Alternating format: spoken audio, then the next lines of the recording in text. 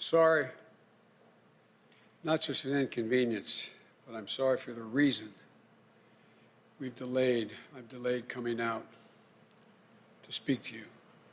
I initially was going to talk about the economy, but all of you have been watching what I've been watching. At this hour, our democracy is under an unprecedented assault, unlike anything we've seen in modern times. An assault on the citadel of liberty, the Capitol itself. An assault on the people's representatives and the Capitol Hill police, sworn to protect them, and the public servants who work at the heart of our republic. An assault on the rule of law like few times we've ever seen it. An assault on the most sacred of American undertakings, the doing of the people's business. Let me be very clear. The scenes of chaos at the Capitol do not reflect a true America, do not represent who we are. What we're seeing are a small number of extremists dedicated to lawlessness. This is not dissent. It's disorder. It's chaos. It borders on sedition. And it must end now. I call on this mob to pull back and allow the work of democracy to go forward. You've heard me say before in different contexts, the words of a president matter, no matter how good or bad that president is. At their best, the words of a president can inspire. At their worst, they can incite.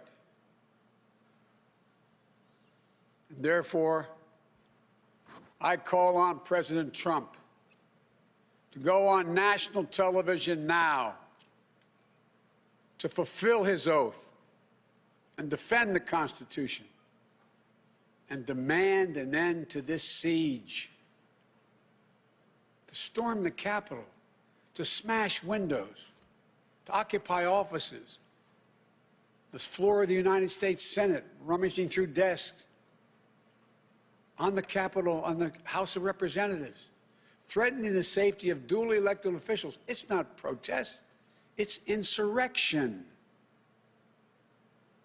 The world's watching.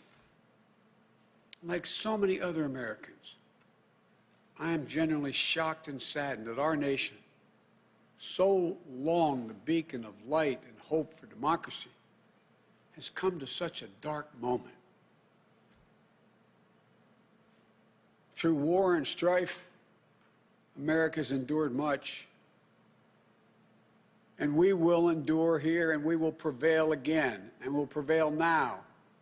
The work of the moment and the work of the next 4 years must be the restoration of democracy, of decency, honor, respect, the rule of law, just plain, simple decency.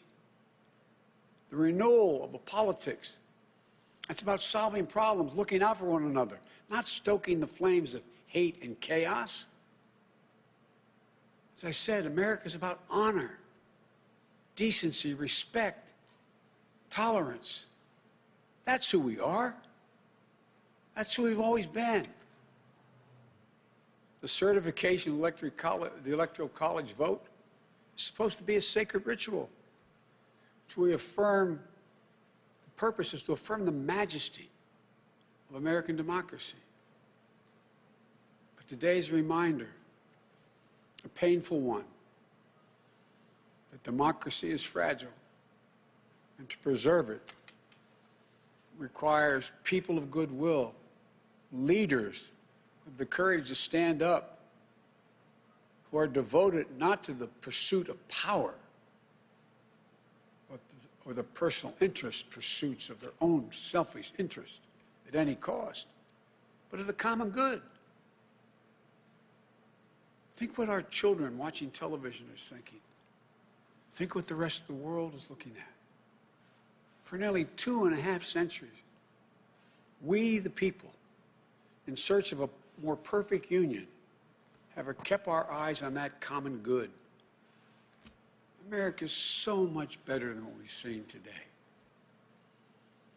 Watching the scenes from the Capitol, I was reminded, as I prepared other speeches in the past, I was reminded of the words of Abraham Lincoln in his annual message to Congress, whose work has today been interrupted by chaos. Here's what Lincoln said. He said, "We shall nobly save or merely lose the last best hope on earth." Went on to say, "The way is plain, peaceful, generous, just, a way which, if followed, the world will forever applaud and God must forever bless." The way is plain here, too. That's who we are. It's the way of democracy, of respect, of decency, of honor, and commitment as patriots to this nation. Notwithstanding what I saw today and we're seeing today, I remain optimistic about the incredible opportunities. There has never been anything we can't do when we do it together. And this god-awful display today is bringing home to every Republican and Democrat and Independent in the nation that we must step up. This is the United States of America. There's never, ever, ever, ever, ever been a thing we've tried to do that we've done it together. We've not been able to do it. So, President Trump, step up. May God bless America. And may God protect our troops and all those folks at the Capitol who are trying to preserve order. Thank you, and I'm sorry to have kept you waiting. We've seen today, Are you concerned about your inauguration, sir? Sir, have you spoken to McConnell today? Are you concerned about your inauguration, sir? Are you concerned about violence? I am not concerned about my safety, security, or the inauguration. I am not concerned. The American people are going to stand up, and stand up now. Enough is enough is enough.